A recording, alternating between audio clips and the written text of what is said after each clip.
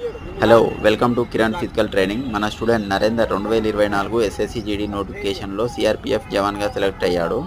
అతను చంద్రయాన్గుట్టలో appointment letter తీసుకోవడానికి వచ్చి అది తీసుకొని వెంటనే మొదటిసారిగా గురువుగారైన నా దగ్గరికి రావడం చాలా సంతోషంగా ఉంది. అలానే ఇప్పుడు తన ఈ జాబ్ సాధించడానికి ఏ విధంగా కష్టపడ్డాడో తన మాటల్లోనే విందాం.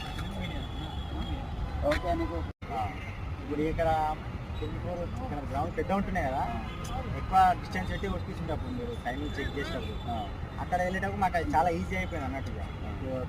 తక్కువ టైంలోనే కొట్టినాం. మన దగ్గర వచ్చిన 30 మందిలో 99% అందరూ ఫిట్ అయిపోయారు, ఈవెంట్లో ఫిట్ అయిపోయారు. కాకపోతే కొందరు మెడికల్ కానీ మెరిట్ లిస్ట్ కానీ అన్ఫిట్ అయ్యారు.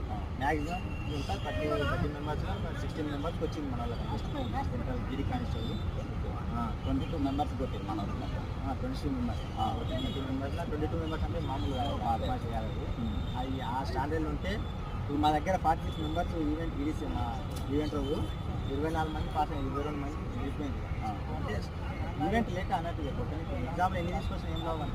ఈవెంట్ కొట్టలేదు, నేను ఈవెంట్లో కొడితేనే 5 PM కొడితే మనకి ఏదైనా జాబ్ వస్తుంది. ఈవెంట్ కొట్టి మెడికల్ ఫిట్ అయినా జాబ్ వస్తుంది. అదే ఎప్పుడైనా సరే నెవర్ గివ్ అప్ చేయాలి. ఒకసారి మిస్ అయినా కూడా మళ్ళీ గట్టిగా ట్రై చేయాలి. అదొకటి